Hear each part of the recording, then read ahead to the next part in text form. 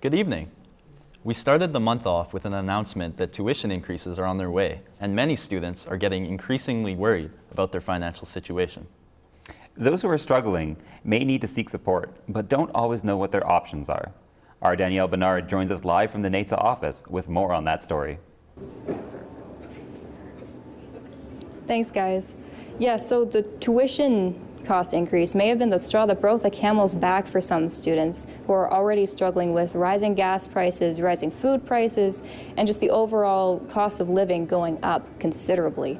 And of course, now that we're back in person, students that have to drive back and forth to campus are really concerned about those gas prices and are starting to make significant changes to their daily routines to try to cut costs elsewhere.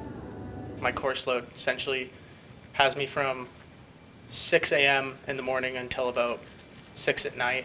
So, can't work that much. So gas price increment is more than my paycheck, basically. Dominic drives 25 kilometers to get to campus, and the price of keeping fuel in his tank means he has no money left over for a lot of the things he enjoys. There isn't much hope for gas prices to come back down anytime soon, and when the price of one thing goes up, everything else has a tendency to follow. Canada's inflation rate as of this month is 5.7%, up from 5.1% just in January this year. This is the fastest it's increased in 30 years and the highest it's been since 1991. Of course, the highest price we've seen gone up is the price of gas, with the price of transportation going up as a direct response to that. So the question now is, what can students do to make sure that they can still afford their living expenses? The people who are most successful are the ones that do a budget, right? Because after you've done the budget, in your mind, you're always following through on it. Wendy emphasizes how important it is to be realistic when making your budget and to write down every expense, even the small ones. Student loans can be used as support if you see that your expenses outweigh your income, and Wendy notes that because of the effects of COVID, there's no interest on them until May 2023. She also recommends using the website mymoneycoach.ca to help you create a realistic budget. Wendy also reminds students to do their tax returns because there are credits now that ensure that even if you didn't make a dime last year, you could still get a check from the government. So Danielle, we looked at some options for students to get financial support, but what are some ways for students to cut down on their spending?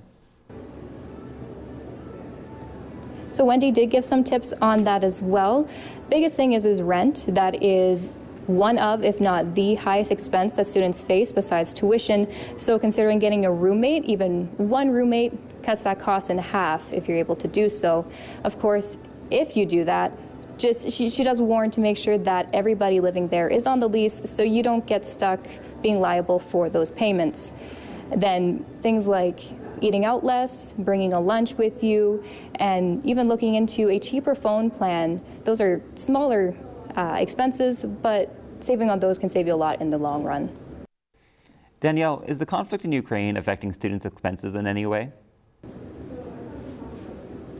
Of course. So of course, the biggest thing we're seeing is the price of gas going up. And when we look at the fact that Russia is a major exporter of things like crude oil and natural gas, we can see why that's happening.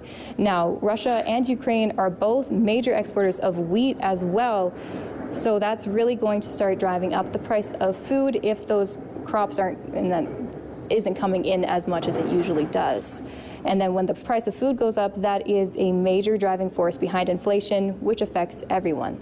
So NATE does offer some resources for students that may be in need of support. You could go online and book an appointment with a financial advisor through the website nate.ca. You can also get some advice on applying for scholarships and bursaries. NATSA also has some support available, including the NATSA Food Center that's run out here in the NATSA office in the A building, and that just offers food for students in need. Thanks, Danielle. That's Danielle Benard reporting live from the NATSA office tonight.